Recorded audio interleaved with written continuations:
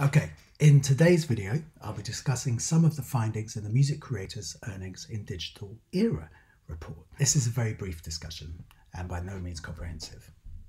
However, I'm going to bring some additional points not factored into this research, which should be useful. This report is for the UK economy, but has usefulness for those in other territories, such as the US, Europe, Australia, and so on. So it's especially of interest if you are a music creator and wondering what the world of income looks like. I think one of the most important points to consider before we get going is this very small sentence from the report. The above findings need to be placed in historical context.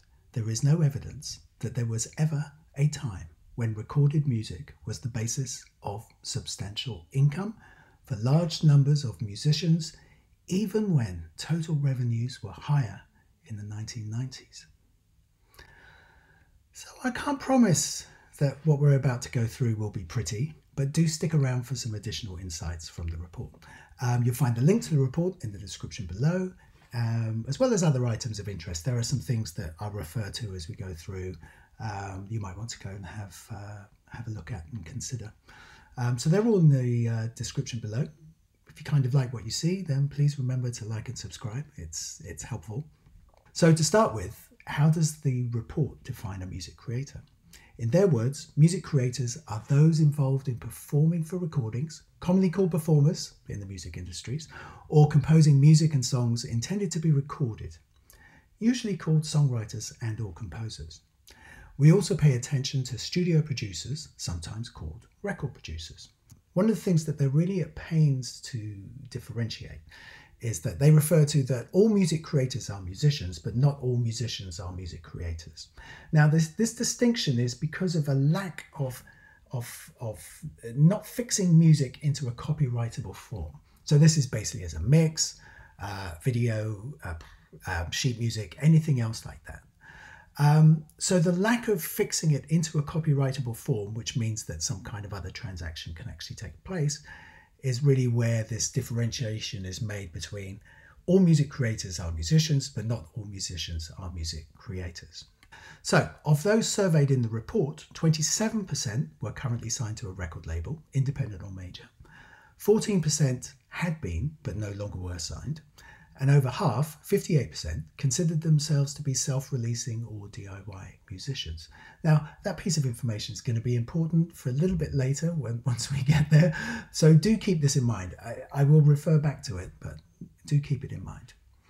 So the main point that we're going to discuss is on screen now.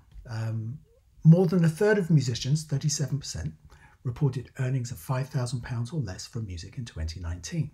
Nearly half, 47%, earned less than £10,000. 62% earned £20,000 or less from music in 2019. Of musicians whose income is entirely based on music, 43% reported earnings of £20,000 or less, and 64% reported £30,000 or less. Now, there's quite a lot in there. We're going to go and have a look at this in relation to other bits of data that float around the music industry. The last one, which is probably something that I'll spend a little bit of time discussing right now, is female music creators earn less than male music creators. Median reported income for women in 2019 was $13,057, whereas for men it was $20,160. When I look at the ONS data from around about 2017, you can find that where there's self-identification in work, so for those of you in the US, the ONS is the same as the Census Bureau, so it's that sort of thing. So in the UK, for the ONS, in their report, they basically sort of show that there are very few women, when surveyed, identifying as musicians. Lots of men, but very few women. When you look at adjacent ideas around creative work and creative industry, tended to find that women outnumbered males or men. And to my mind, you know, when I look at someone like Grimes, like, is Grimes going to say, yeah, I'm a musician? Well, he probably creates a hell of a lot more, right? Which is one of the reasons why this title is kind of music creator, because musician is not necessarily a helpful term. in trying to describe what it is you're trying to get at. So a music creator becomes someone who creates a whole range of outputs, some specifically about music, some complementary to music, some adjacent to music, and some that are expressions of their own kind of creative interests. So when Grimes did her NFT sort of releases, you had combinations of songs, but then what you also had were artworks, you had prints and so on and so forth. So what you had was much more sense of the creative sort of persona, the creative being, and not necessarily just the more narrowly typed kind of musician. And this is really the issue that we're kind of sort of facing today. There's also, I'll put that in the link in the description below as well, but there's also a little video with Grimes where she talks about being hassled by males on the internet, sending her emails saying that she should be inviting them in to come and record her music for her. I've always found that part of it's about from 2011, I think it is. I've always found that video, it's scary really, isn't it? Let's face it, that a bunch of males would actually consider that somehow they're better than the person who's making it. It's a bizarre it's a bizarre situation to find yourself in. So the points being raised here need to be understood in a number of ways. The first is music income as totality, and music income as part of total income. So in other words, those musicians who earn their money or all of their income entirely from music or music activities, and those who supplement that income by earning through other things, the common ones being teaching and live work. So if you look on the screen now, you can see this the diversity of income activities. Two things are apparent almost immediately. Okay, live performance is by far the largest, 31%, and other is 21%. So this other could cover a whole other set of possibilities, and these possibilities include the standard kind of things like working in music shops, doing music retail, right? Being a demonstrator at the Yamaha piano store or things like that. They also can be sort of other sorts of adjacent things in terms of doing illustrations, doing creative work, doing comic books. You might also find the classics like working in a supermarket or petrol station, as some of my students will know too well. And of course, also, my students are always a kind of a welcome source of really interesting sort of ideas, and some of them are into cryptocurrencies, so they invest. So returning to the idea of income, it becomes clearer in some ways when we look at, say, data from Spotify. On screen, you can see a summary for two creator categories that I've picked on. I'm using this for another piece of research that I'm doing at the moment, but it's helpful to show you this. So to be considered a DIY artist, you have more than 1,000 listeners in 2020, and they distribute music to Spotify via an artist distributor. In the specialist category, they have more than 25,000 monthly listeners, with over 90% of tracks classified in children's, which is like Beep Beep, I'm a Sheep, if you know that one, classical, easy listening, holiday, religious, or soundtrack. And when we look at the number of artists in the category, we can see that the number of artists in the DIY category is 286,000. Whereas in the specialist category, it's 4,300. Now, I asked you earlier to remember some figures earlier in terms of those with signed to record labels, those that were signed but now are no longer signed to a record label, and then the last one were the self-identified, self-releasing DIY artists, 58%. There's that number right there, 286,000. So it's kind of an oversaturated marketplace in respect of DIY. By rebranding yourself, say, as a specialist, you can change your potentially change your audience demographics. Now, you've actually got to want to do that. So I'm not advising it as the thing you should do, but it's a thing you can kind of consider. So the average monthly listeners per artist in DIY is 34,700. And for specialists, it's 214,100. That's the average listeners per month. The average yearly income that all of these listens sort of accumulates for DIY is $4,100. And for specialist is $36,900. Now, I don't know if any of these figures are true. These are from Spotify. They're really sort of trying to be transparent. But the problem here in terms of Spotify is that there's some stuff still that they don't want you to know. And the two pieces of information that they've presented here in terms of the average monthly listeners and the average generated income over a year don't actually correspond to each other, because one is about months and the other is about years. So they don't really work, do they? So what basically needs to happen is the average monthly listeners to arrive at a yearly income needs to be multiplied by 12, or to arrive at the monthly income of the yearly generated income needs to be divided by 12. Whichever one you choose to do will give you the truth. If you have 34,700 listeners per month, the average generated royalty per month is $341.66. If you're a specialist and you achieve the baseline, because remember, all of these figures are baseline. None of these are like top of the tree. They're not even median. So if you achieve the 214,100, you get $3,075 a month, which is considerably better than being DIY, right? So reframing DIY sounds like a really good thing for quite a few people to kind of do, really. The IPO's report discussed total income generated. Spotify's data discusses a sort of a baseline. But actually both reports, or both bits of evidence, confirm that streaming, except for the very few, cannot be a destination, nor can it be relied upon for income. So one consistent comparison that always kind of crops up is the one of minimum wage, right? So this is going to vary from country to country. Based on 2019 figures, so for workers over 25, that was £8.21.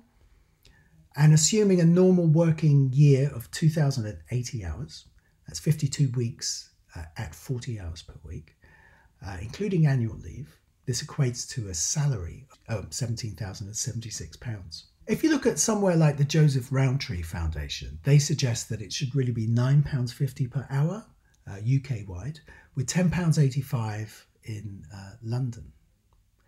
In the US, a recent Music Business Worldwide report had the US minimum wage for Q1 in 2020 as $957 per week, or $49,764 per year. So Spotify uses the idea of the minimum wage as a means of kind of celebrating that its model is working, because basically 13,500 artists out of the several millions that are actually on Spotify were able to generate minimum wage or better. So minimum wage here, or this minimum baseline of $50,000. So the question that we find in terms of minimum wage, and this is where I suppose I disagree with the report, is that the report doesn't make use of probably the clearest indicator of how about this idea of minimum wage. And I find this inside David Byrne's How Music Works. If you've ever read it, great. If you haven't, chapter 7. If you read chapter 7 is full of different record releasing artist models, and he dissects a number of them, and he basically uses his own experience of his accounts. So if you keep the idea now that we've got 58% of DIY artists, saturation, Spotify also confirms saturation. And what we also have is the original comment, which I will read out one more time because it's always worth repeating. The above findings need to be placed in historical context. There is no evidence that there was ever a time when recorded music was the basis of substantial income for large numbers of musicians, even when total revenues were higher in the 1990s. They're sort of aiming to sort of try and get to what is a truth in all of this. And that truth can be, to somehow say that lots of people who work in the industry feel that they're being ripped off, and then to say there's currently no evidence that suggests that people are being ripped off. But the thing that we also have to keep in mind is that sentence, that actually the reality is that it's never been sustainable. It's only ever been for the few. To what degree is this different, better than, or same as earnings in the industry earlier? The report also finds it's difficult to get precise data on earnings, and also you don't know what the costs are. As much as you describe musicians' income as £5,000, we don't actually know how much those costs are. And we don't know over what kind of period of time that is. Whilst the earnings occur within a year, you might find that, if it's a royalty-based thing, it might have occurred in the year before. And it's taken a while to kind of be paid out. So it becomes really murky, right? Because in this one, he's talking about his album Grown Backwards, okay? So this is the breakdown from his business manager.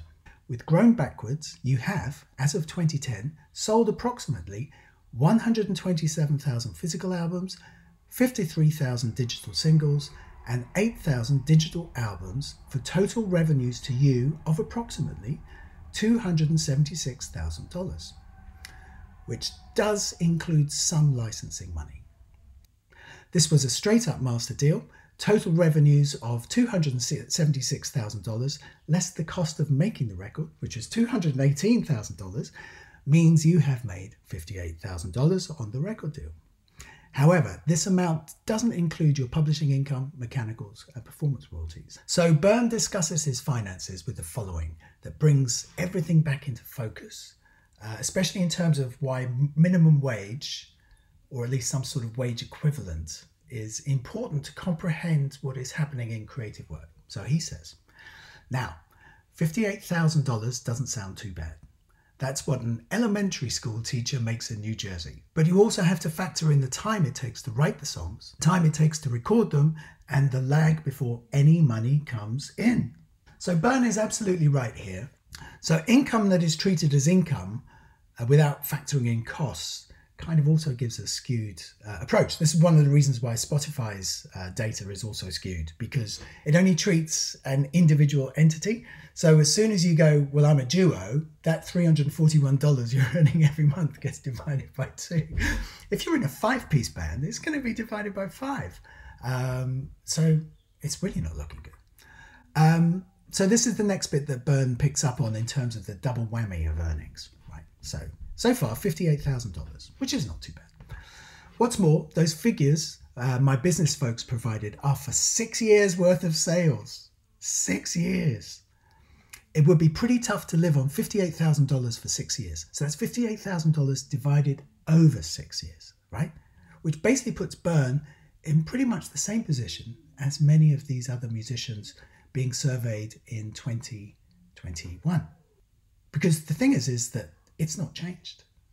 It's still, the economy is still the same. There are no kind of price rises. There are no kind of rises over and above inflation or inflation-pegged increases or anything else like that. The problem is that if anyone sort of says, oh, the subscription rate should go up, it's still going to go to Drake. It's still not going to go to anyone else. It'll be Drake and, Ed Sheeran and occasionally some others. So this is the problem that we keep coming up against, that this isn't really an income to be relied upon. And, my point is that this has ever been present. It has never changed. It has always been this way. And therefore it requires working on more than one thing at a time, ideally with income coming in at different points within a calendar week, a month or a year. And as David Byrne concludes in his observations, my point is that you have to sell an awful lot of records to expect to live off record sales alone. And maybe you shouldn't count on that happening. However, if you keep the recording and marketing costs down, you might squeak by. This returns us to why diversified income is vitally important. Remember that 31% reported live performance as their source, as a significant source of income, and 21% from other non-music income sources. This is made even more significant post-pandemic with lockdowns, with no gigs and so on. You can see how, this report is looking at income pre-pandemic, because the problem is if they looked at it in terms of the pandemic, then all bets are off. So earnings in the live domain have certainly slumped, and yet streaming revenue grew, right? During the online, as did revenues for large retailers such as Amazon. Jeff Bezos grew a few more billions. From my perspective, what becomes clear to me is that online must play a part or some factor in income, but that factor cannot be streaming. It cannot be streaming because it's a rigged game. You actually, unless you have managed to work your way towards absolute popularity, whereby the winner takes allness of streaming works for you, then I'm not suggesting that you shouldn't be participating. What I'm suggesting is it cannot be your sole focus.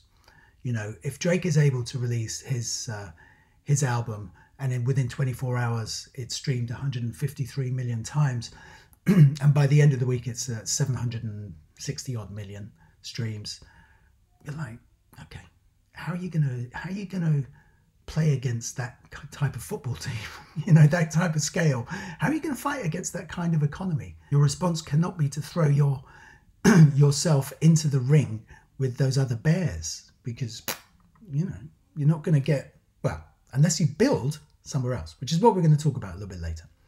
So I'll hit you with one last graphic, which is the reported income split by sources.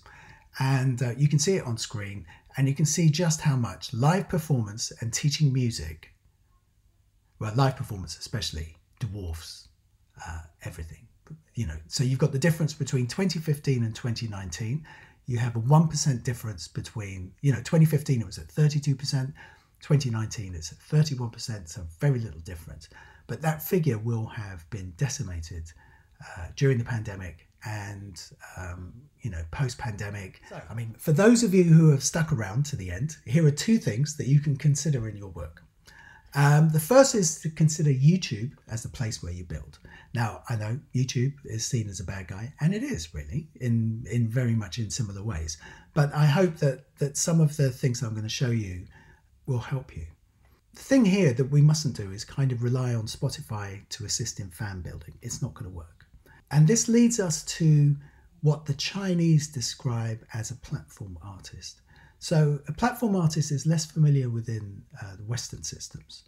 But again, I would say that one of the close kind of examples are sort of someone like Nathan Evans, who did his TikTok sea shanties, and which resulted in him signing a record deal. That in itself is a good example of someone making use of a platform, developing a profile, cultivating a listenership, creating virality, which results in a signing. Of course, what happens next, a whole other thing.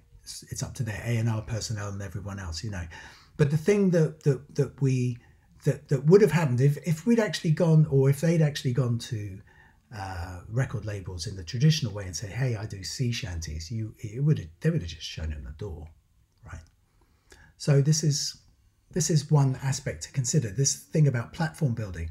Other artists that do this, like something like Wolfpack, is a good example of that, and well worth considering. The second one is you can consider yourself as a rights holder. So one really good example that's built on YouTube and then sort of fans out to other kinds of platforms is the musician Leo Mirachioli. So he's from Norway, and he's got approximately 4.3 million YouTube subscribers. I didn't look today, but it was 4.3 when I looked at it last week. It's probably risen by 1,000 or 2,000 by now. Last time I looked, which was last week, because he's part of my research study, 3,308 Patreon subscribers. And the last time I looked, last week, 778,000-ish Spotify listeners a month. Imagine someone who does covers in a metal style has a listenership that, if you look at Spotify's data, has a listenership that approaches that of an established artist. Doing covers. Now, if he's doing covers, he has to buy the licenses to be able to do the covers. But if he gets the licenses and he does all the recordings himself, he owns the master rights. So this master rights model, which is the recording rights, right? The thing is most streaming platforms are biased not in a bad way. I just mean like biasing, like it's not 50-50, they shift over, right? But they are biased towards recorded, the master rights. They're not biased towards publishing, which is the song. Which means that people like Leo can exploit their master recordings and use these for their to actually build their kind of careers upon, by doing covers. Now, most of the time we would think that doing covers is either the domain of, X Factors and so on, American Idols, or kind of YouTube bedroom artists sort of like singing their songs. But the truth of the matter is that he's cultivated an audience over quite an extended period of time. He's releasing 4 videos a month, like 1 a week. You can buy the tracks as completely as a complete set. You can listen to them on Spotify. As I said, he's got 778,000, which is a really good payday for doing covers, right? I suppose the thing is in many ways this is a much older model. This is much more like that much earlier recorded music model where most artists did not write their own songs. They were basically enticed by various publishers and asked to record songs. So that's why you'd end up with 200 versions of Yesterday or 200 versions of For Once in My Life. You end up with that because those are the songs that are popular with the listening public. But what happens is the song is reinterpreted in the style of the artist. So you can listen to the original of Windmills of My Mind, and then you can listen to Dusty Springfield's version, and it will be very much to do with Dusty Springfield. We could just as much listen to David Bowie's Amsterdam and then compare it with Jacques Brel's original, which is better, in my view. And probably the one that Leonard Cohen would wish everyone would retire is Hallelujah, right? Which is just a staple. Now, there isn't really an economy to support lots of versions of Hallelujah anymore, I don't think. At least I hope so. But there is an economy for a heavy metal version, right? There will be economies for a comedy version. There will be economies for other sorts of ones, but not ones that try to be faithful, right? They're going to do a different spin. So in many ways, this sort of extra bit that you're getting here is kind of, if you've ever watched or listened to it, it's the Radio 1 Live Lounge. It's the reinterpretation. It's Tori Amos doing Smells Like Teen Spirit, right? It's the Bad Plus doing Iron Man, like by Black Sabbath, doing it as a jazz band. So it's that sort of thing that is worth keeping in mind. And this is the building that Maracchioli has been able to do and to develop this into a strong business. Now, he's not the only one, right? Because when you look at something like Patreon, Maracchioli's got roughly the similar number of subscribers, or at least income ratio to subscribers as Jacob Collier is getting, right? But minus the Grammys. His listenership is slightly less on Spotify than that of Jacob Collier, who's somewhere around about 1.3 million, if I remember correctly, per month. So if he's 1.3 million and Leo's at 778 or nearly 800,000, they're not too far off each other, So here you've got someone who hasn't got a Grammy, who's just doing something that actually a lot of people would probably say, don't bother doing covers, do originals. Truth of the matter is, here's an example of someone who's doing covers, who's actually doing really well. When I was much, much younger than I am now, there was always the fashion of reggae artists would, like if there was a Motown hit, like a classic one would be like the Stylistics, like Sideshow. So you'd get Sideshow would be in the charts, and then there would be a reggae version that would come up behind it, right? And even though they didn't write the song, they owned the master rights. And they earned a lot of money off of doing that by riding on the tails of success, right? But by offering a different version, which is why you end up with those expressions like a version. So they would bring a different version of the song that would work. And there are loads of them, like there's a Paul Revere, the Cherokee Nation, and there's there's a reggae version which is called African Nation, you know. And I remember it vividly, even though I was probably 8 or 9 when it came out. But, you know, when you're 8 or 9 and you like reggae, what are you going to do? Yeah. So do keep this in mind. I hope you've enjoyed this. And enjoying is probably not the right word. But I hope this look at the report has stimulated some interest in the economies of music creators. Leave a comment below about your own experiences and observations.